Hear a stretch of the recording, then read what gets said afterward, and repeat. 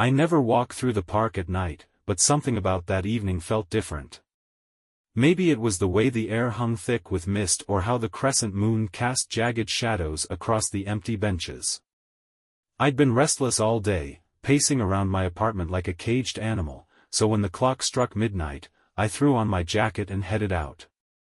A bad idea in hindsight, but hindsight doesn't do you much good when you're standing on the edge of the unknown. The park was eerily quiet, save for the occasional rustle of leaves in the breeze. As I followed the winding path, my footsteps echoed, a lonely sound against the backdrop of silence. Then I saw it, a small, fenced-off area up ahead. The gate was padlocked, the sign above it faded and illegible. Inside, I could just make out a cluster of swings swaying gently in the wind, though there was none to be felt. It was odd, and I couldn't help myself. I stepped closer. The swings were old, the kind you'd see in black and white photos of children laughing in long-forgotten playgrounds. Their chains creaked as they moved, but not in unison. They swayed against each other, like they had their own rhythm. That's when I noticed the inscriptions carved into the wooden seats. Curiosity got the better of me. I leaned in and squinted to make out the faint words, each seat bearing a name followed by an ominous phrase. Catherine, she was taken. Joshua, he saw too much. Emily, she listened when she shouldn't have. My breath caught in my throat as I read the last one. Adam, he didn't leave in time. A chill ran down my spine. I didn't hear the sound at first, but I felt it, a low hum that made the air around me vibrate. Slowly, every swing started to move. At first it was slow, almost playful, but within seconds, the chains rattled violently as if unseen hands were yanking them. I didn't wait to see what would happen next. I stumbled back, tripping over my own feet, and bolted down the path. My lungs burned, my legs screamed, but I didn't stop running until I reached my apartment. When I finally slammed the door shut behind me, I leaned against it, gasping for air. My phone buzzed in my pocket, startling me. I pulled it out, expecting a message, but the screen was blank, just the reflection of my pale, wide-eyed face. Then, it buzzed again. This time, a text appeared, though I didn't recognize the number. It read, "You shouldn't have read them." I stared at the text until my vision blurred. My hands shook as I fumbled to lock the door, throwing the deadbolt and every chain I had into place. Whoever sent the message knew what I'd done. But how? The park had been deserted, and I didn't recognize the number. A prank, I told myself, though the knot in my stomach didn't loosen. I ignored the urge to reply and tossed my phone onto the couch. My apartment was quiet, too quiet. The faint hum of the refrigerator was the only sound, but even that seemed muffled, distant. I tried to distract myself, flipping on the TV, but the signal was all static. I switched to another channel, then another. Static.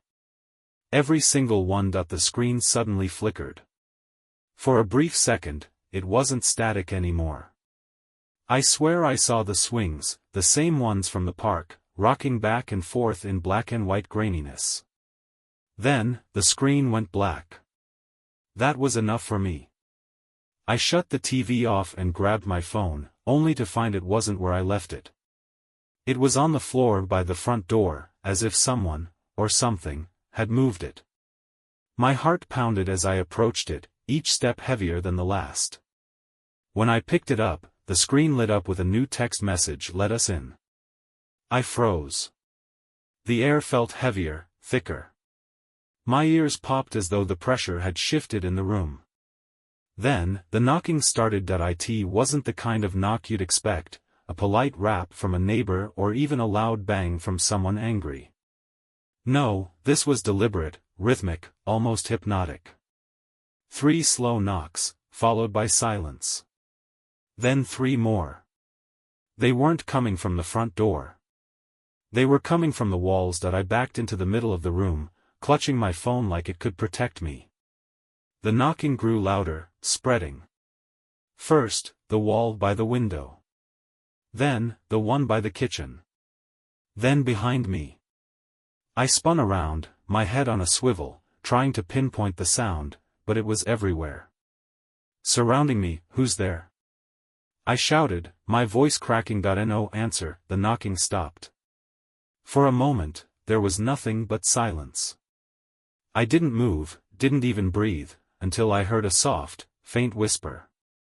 It was so quiet I thought I was imagining it, but it grew louder, more distinct. You shouldn't have read them. I stumbled backward, my hands pressed against my ears, but the whisper wasn't coming from outside. It was inside me, wrapping around my thoughts like a snake tightening its grip. I turned toward the kitchen, where the whisper seemed loudest, and that's when I saw it. The knife block on the counter was empty. All of them were gone. I stared at the knife block, my mind racing. They couldn't just vanish. Someone had to have taken them, but I was alone, wasn't I? My legs felt like they were filled with cement as I inched toward the counter. The silence pressed down on me, thicker than the mist in the park. Then, I saw the first one. A long, glinting blade was stabbed deep into the wall above the sink. The handle stuck out at an unnatural angle, the blade sunk into the plaster as if it had been thrown with inhuman strength. My breath hitched as my eyes darted around the room. Another knife was embedded in the ceiling, just above the dining table. A third was sticking out of the doorframe to the bathroom. Each one gleamed faintly in the dim light, taunting me with their impossibility. The whispers started again, this time louder, more insistent. You shouldn't have read them. I whirled around, expecting to see someone standing there. But there was no one. Just the empty room, my reflection trembling in the dark window. I backed away slowly, but then I felt something cold brush against my ankle. I looked down. One of the knives lay at my feet. I didn't hear it fall, didn't see it move. It was just there. The handle pointed directly at me, daring me to pick it up. Against every instinct screaming in my head, I bent down, reaching for it with trembling fingers. The moment I touched the handle, the whispers stopped. For one blissful second, there was silence. Then, the lights flickered and went out. I was plunged into darkness, the knife cold and heavy in my hand. My phone buzzed again, its faint glow casting eerie shadows across the walls. I didn't want to look, but my hand moved on its own, lifting the screen into view. Time's up. Something moved in the darkness, a shadow that wasn't mine. My hand tightened around the knife as I squinted into the gloom, my eyes struggling to adjust. The shadows danced, shifting unnaturally, until one of them broke away. It wasn't a shadow. It was a figure, tall and thin, its head tilted at an unnatural angle. The faint glow of my phone illuminated its face, or what should have been a face. Instead, it was a void, featureless and hollow, a living shadow with no eyes, no mouth, no humanity. The whispers returned, louder and more urgent now. Let us in. Let us in. I stumbled backward, the knife shaking in my grip. The figure took a step forward, and another. Its movements were jerky, like a marionette pulled by invisible strings. The air grew colder with every step it took, until my breath came out in foggy puffs, and then it stopped. It stood motionless in the middle of the room, its void-like head cocked toward me. I thought for a moment it might be gone, that whatever this thing was had decided to leave me alone. But then it raised one long, clawed finger and pointed at the window behind me. Slowly, dreading what I might see, I turned my head. In the glass, I saw my own reflection, and behind it, dozens of other faces, pressed against the windowpane. Pale, lifeless faces with empty eyes, their mouths frozen in silent screams. I stumbled back, nearly dropping the knife. The faces in the window didn't move, but their dead eyes followed me, hollow and accusing. My reflection stared back at me, pale and trembling, as though it too was trapped on the other side of the glass. The whispers swirled around me now, voices overlapping in a chaotic symphony. Some were pleading, others angry, and a few just laughed. It was a wet, guttural sound, like something choking on its own breath. I clenched my fists, the knife digging into my palm. What do you want? I screamed, though my voice barely rose above the noise. The figure didn't answer. It simply tilted its head again, its form shuddering like static on an old TV. Then, the faces in the window moved. They didn't blink or shift expression, they slid, gliding sideways like reflections on a turning mirror. They formed a new pattern, aligning until the word became clear, home. The air turned icy, frost creeping along the windowpane. My breath fogged up the glass, blurring the word, but I didn't need to see it anymore. I knew what they meant, home. You're in my home. My voice cracked, hysteria creeping in. What are you? What do you want from me? The whispers stopped, and for a moment, the room was deathly silent. Then, the figure inched forward, its long, spindly limbs creaking like old wood. It reached out a clawed hand, hovering inches from my chest, the knife. I realized too late it wasn't pointing at me, it was pointing at the blade in my hand. Before I could react, the lights flickered back on, and the room was empty. No shadowy figure, no faces in the window, just me standing there, clutching a kitchen knife like a lunatic, but the relief was short-lived. The frost hadn't melted, and the knives were still embedded in the walls. My phone buzzed again, and I nearly jumped out of my skin. It's your fault. That's when I heard it, a sharp, metallic creak from the hallway, like the sound of a rusty swing set rocking back and forth. My blood ran cold. The park was blocks away. There was no way I could be hearing this, but the sound grew louder, closer, until it was just outside my apartment door. Creak. Creak.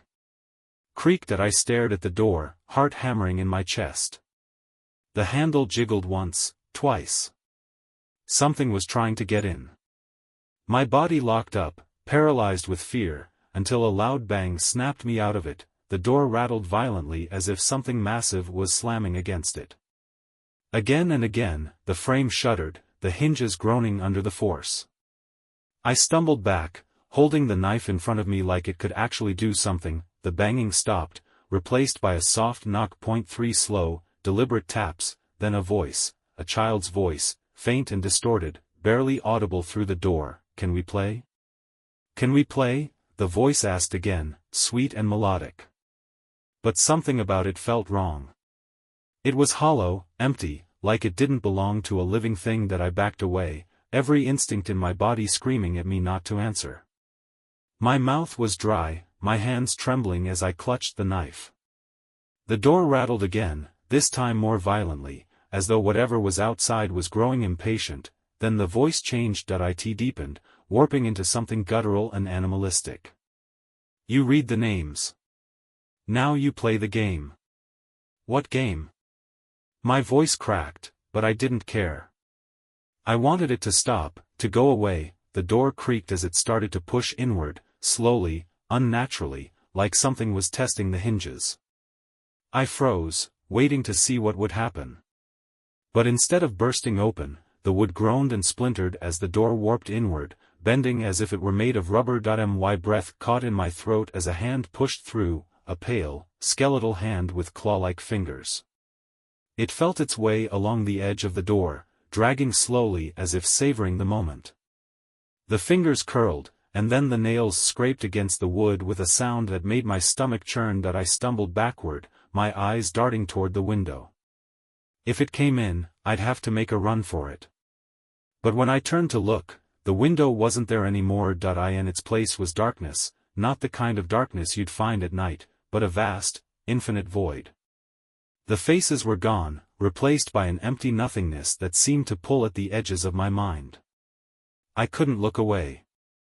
It felt like it was watching me, waiting for me to step closer. You play, or you pay, the voice snarled from the door. The skeletal hand slammed against the frame, rattling the whole apartment. The words it had spoken echoed in my head, repeating over and over, growing louder until it was all I could hear. The whispers returned, but now they were inside the room. They weren't coming from the door, or the void, or even the walls. They were coming from behind me. I turned slowly, knife raised, and nearly dropped it when I saw what was there. The swings. 2 rusted swings from the park stood in the middle of my living room. Their chains stretched impossibly high, disappearing into the ceiling. They swayed gently, though there was no wind, the sound of their creaking filling the room. That I took a step back, and then another, my heart pounding in my chest.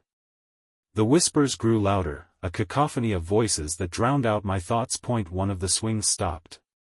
The chains froze mid-sway, perfectly still. The other swing, though, kept moving, back and forth, until something began to take shape on the seat. That it was small at first, like a shadow pooling together. But as it grew, it began to take on a form, a hunched, childlike figure with long, jagged limbs and a head that lolled to the side. Its skin was gray and mottled, and its eyes were empty sockets that oozed a thick, black liquid. The thing tilted its head, as if noticing me for the first time. Then, it smiled. The smile stretched too wide, splitting its face open in a way that made my stomach churn. It reached out one spindly hand, its fingers curling toward me. "Your turn," it whispered. Before I could react, the chains from the other swing snapped free. They whipped through the air, wrapping around my wrist with a force that nearly tore the knife from my grip. The metal burned against my skin as the swing dragged me forward, pulling me closer to the shadowy figure. That I screamed, yanking my arm back, but the chain held tight. The figure's grin widened as it reached out with its other hand, black liquid dripping from its fingers. Desperate, I swung the knife. The blade sliced through the chain with a sharp metallic clang, and I stumbled back, falling hard onto the floor. The chain fell limp, clattering to the ground, but the figure didn't move. It just sat there, watching me. The whispers stopped. The room was deathly silent, save for my ragged breathing. I scrambled to my feet, knife still in hand, and turned toward the door. It was gone. In its place was the void, the same endless darkness that had replaced the window. That I was trapped. The figure on the swing began to laugh, a shrill, high-pitched sound that echoed through the room. It grew louder and louder until I had to cover my ears. The walls shook, cracks splintering across the plaster, and the ceiling groaned as if the whole apartment was about to collapse. And then it spoke again, its voice cutting through the chaos. "Let us in." The darkness surged forward, swallowing the room. The darkness wasn't just a lack of light, it was alive. It surged like black water, swallowing everything in its path. The swing set, the furniture, the walls, they vanished, consumed by the void. I staggered back, clutching the knife, my only anchor in a world that had turned unrecognizable. The cold hit me first, biting into my skin and stealing my breath. Then came the noise, a deep, guttural rumbling, like a distant landslide or the growl of something enormous, breathing in the dark. My ears popped, and the pressure in the room grew unbearable, as though the darkness was crushing me from all sides. The floor beneath my feet warped, sagging like quicksand. I stumbled, dropping to my knees as the ground rippled and shifted. The darkness moved differently now, no longer an endless void but something textured, alive. It rippled like fabric in a storm, and I swear I saw faces forming in the shadows, twisted, anguished faces that screamed silently before dissolving back into the black. Then I heard it again, the laughter, shrill and childlike. It echoed all around me, bouncing off walls that no longer existed. My hands shook as I gripped the knife tighter, the blade slick with sweat. "Your turn," the voices said, overlapping one another until they became a roar. "No." I screamed, slashing at the air like a lunatic. "Stay away from me."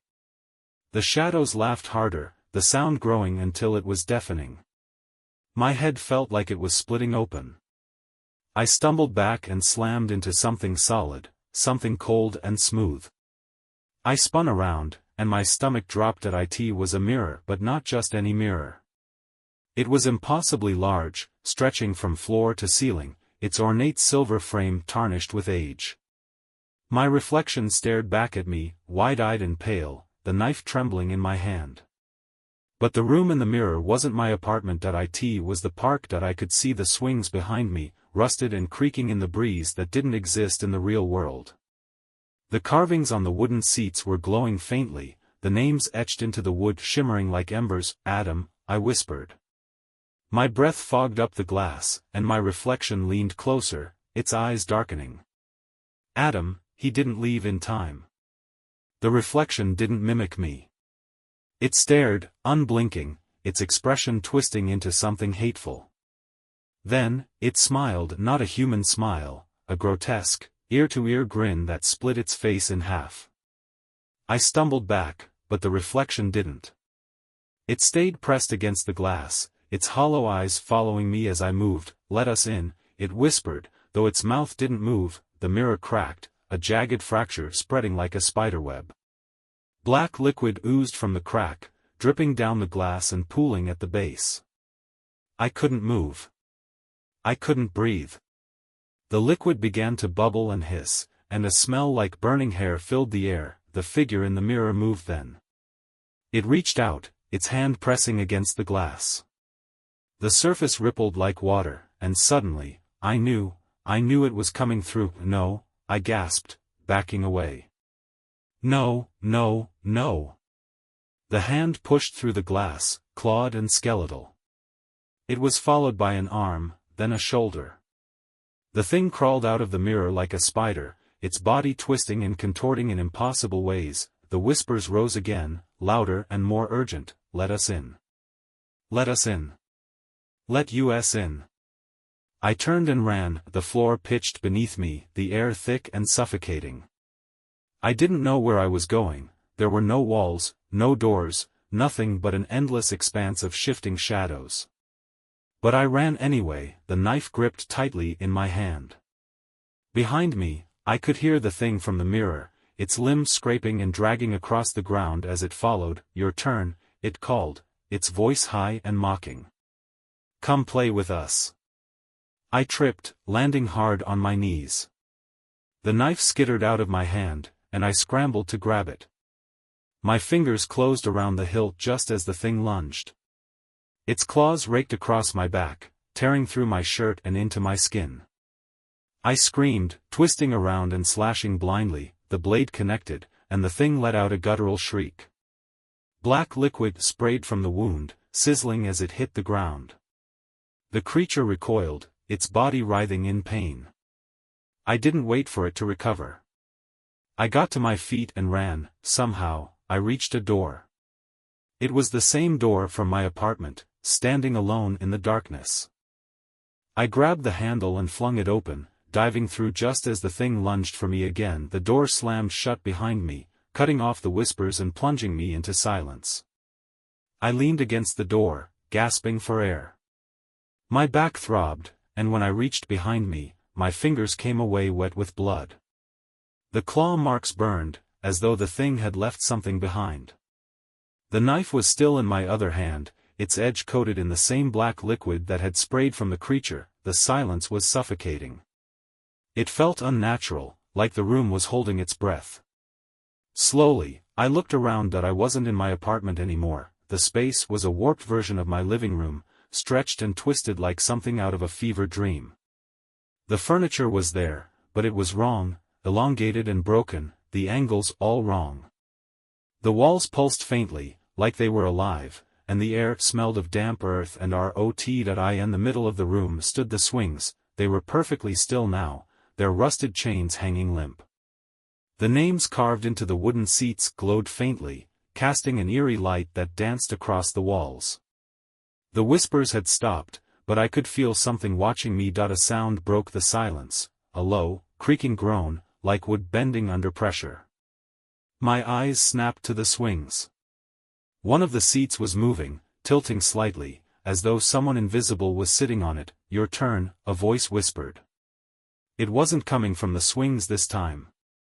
It was inside my head. I gripped the knife tighter, my knuckles white. "What do you want?" I demanded, my voice shaking. "Why me?" The answer came in the form of a laugh.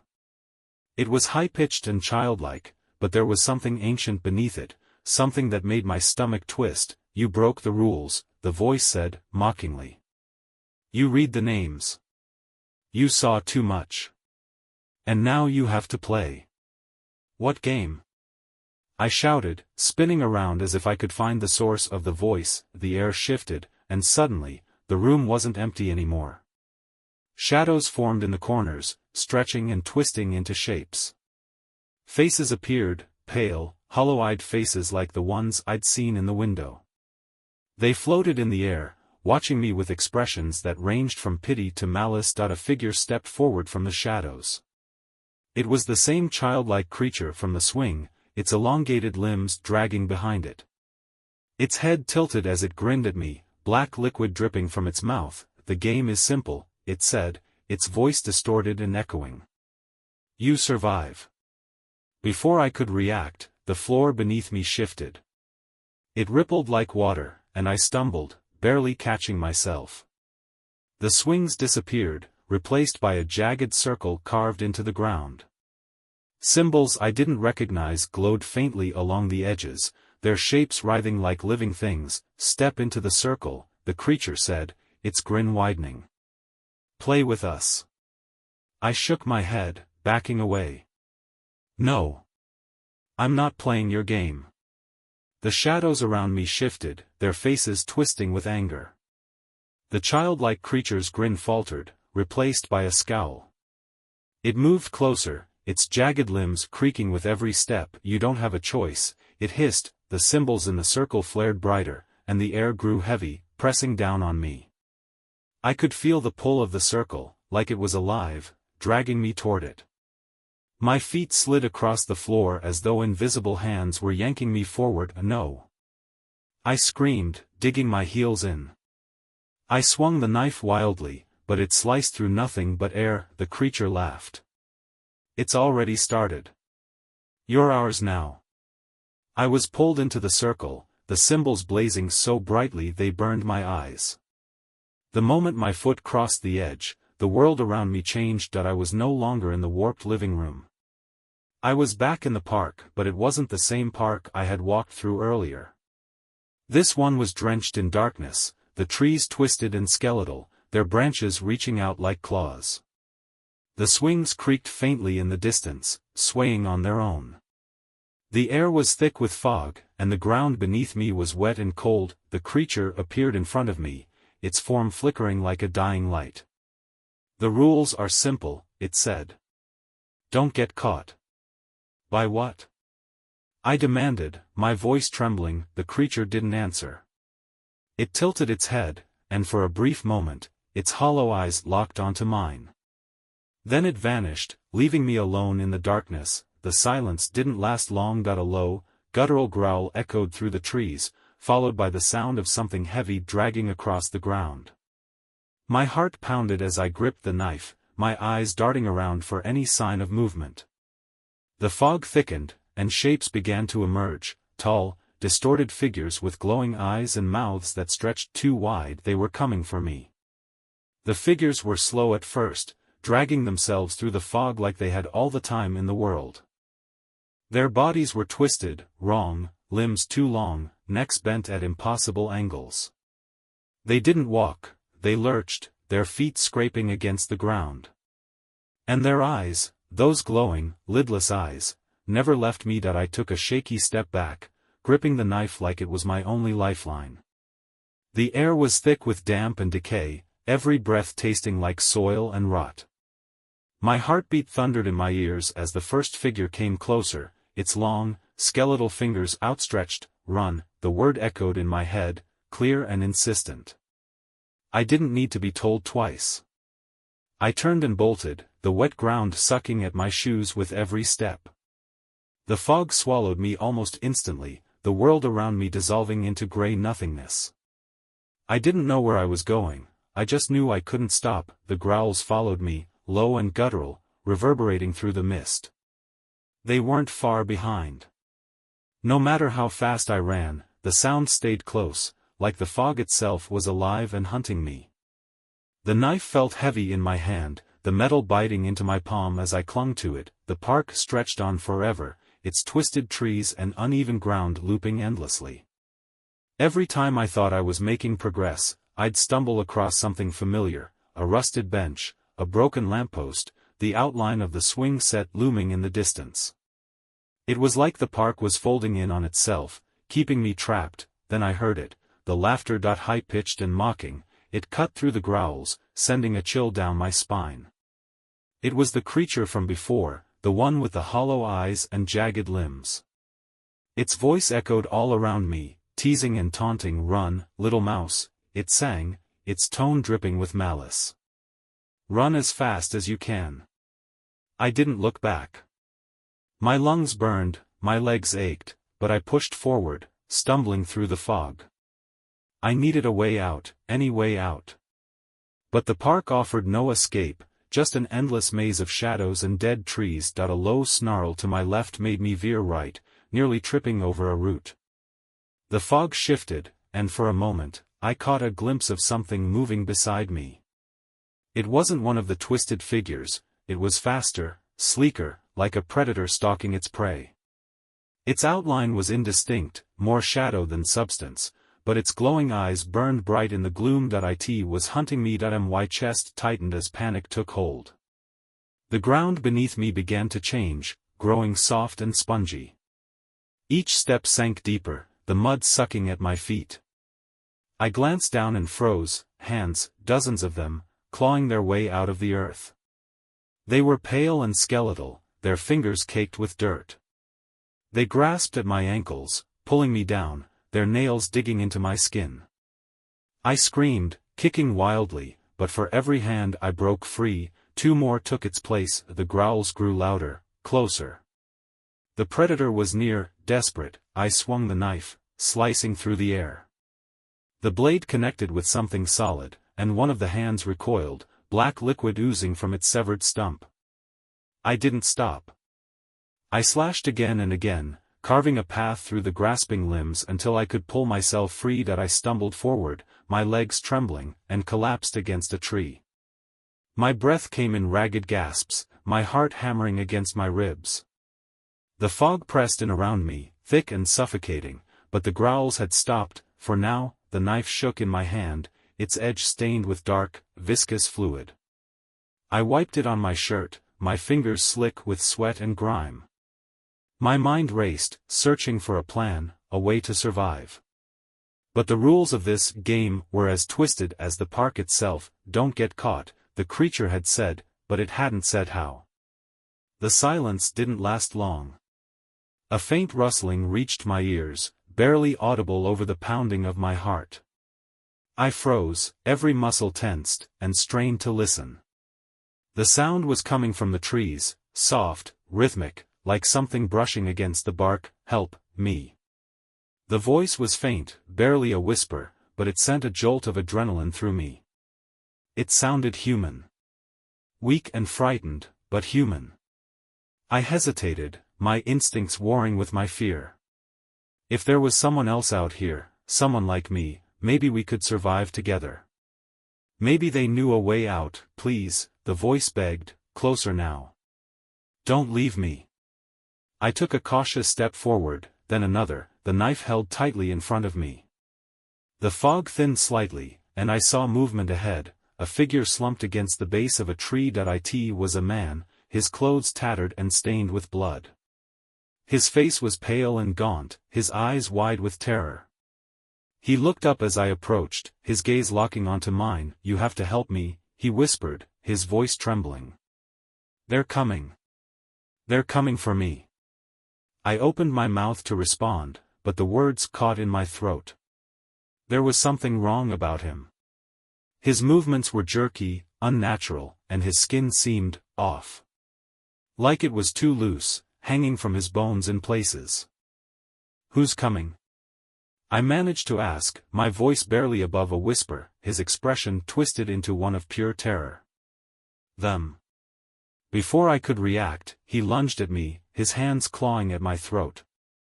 I stumbled backward, slashing out with the knife. The blade sank into his shoulder, and he let out a guttural scream. But instead of blood, black liquid poured from the wound, oozing down his chest, his face contorted, his jaw stretching impossibly wide. "You can't leave," he hissed, his voice layered with something inhuman. "You belong to the game now." I wrenched the knife free and kicked him off me, scrambling to my feet. He didn't get up. His body twitched violently, the black liquid pooling beneath him. The ground beneath his corpse began to shift, the mud swallowing him whole. Within seconds, he was gone. The laughter returned, louder and more mocking than before. "You're learning," the creature's voice echoed, taunting me. "But you're still too slow." I don't know how long I ran after the man, or whatever he was, vanished into the ground. The fog seemed to grow thicker, pressing against me like invisible hands. The park stretched endlessly in all directions, twisting and looping as if mocking my every step. I was trapped in a nightmare that refused to end. Then I saw it, through the swirling gray, a flicker of light. A warm, golden glow that cut through the oppressive darkness. For a moment, I thought it might be another trick, another cruel illusion meant to lure me deeper into this hell. But as I stumbled closer, I realized it was a lantern, held by a figure standing at the edge of the fog. "Come no closer," the figure said, their voice calm but commanding. They were tall, clad in a dark coat that billowed like smoke around their legs. In one hand, they held the lantern, in the other, a staff topped with a silver crucifix. "Who?" my voice cracked, and I swallowed hard, forcing the words out. "Who are you?" The figure stepped forward, revealing a lined, weathered face beneath the brim of a wide-brimmed hat. His eyes glinted with a quiet intensity, like someone who had stared into the abyss and come back alive. "I'm Father Calloway," he said. "And you're in a place you shouldn't be." The weight of his words settled over me like a shroud. "What's happening? What is this place?" I gasped, gesturing wildly at the fog. "Why can't I leave?" Calloway's expression darkened. "You've stumbled onto cursed ground," he said. "This park sits on the remnants of an ancient rite, a summoning performed long ago by those who worship things best left forgotten." His words sent a chill through me. "A rite?" He nodded.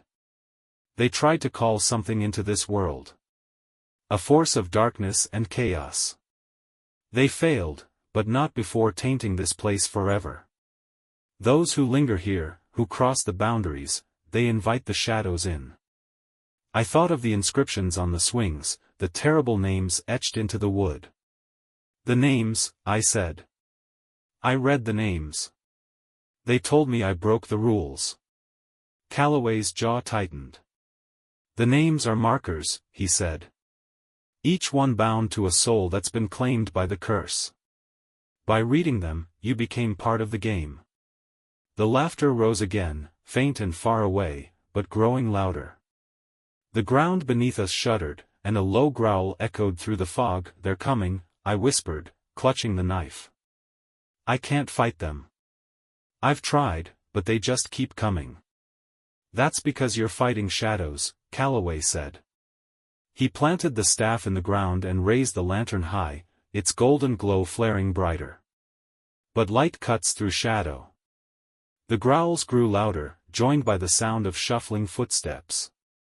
Figures emerged from the fog, twisted, skeletal things with glowing eyes and jagged limbs. They encircled us, their movements jerky and unnatural. The predator from before was among them, its elongated body crouched low, its glowing eyes fixed on me. Calloway began to chant. The words were low and guttural, in a language I didn't recognize. The lantern's glow intensified, pushing back the fog and forcing the creatures to shrink away. "They hate the light," Calloway said. "It weakens them. But it won't hold them for long." "What do we do?" I asked, my voice trembling. That he turned to me, his expression grave. "We finish this. I can perform the rite to break the curse, but it will take time, and they won't let us do it without a fight."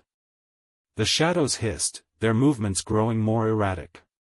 One of them lunged, but Calloway swung the staff, the crucifix at its tip flaring with white-hot light. The creature recoiled with a screech, its form dissolving into smoke. "Hold them off," he commanded, pulling a small book from his coat and flipping it open. "Keep them back while I work."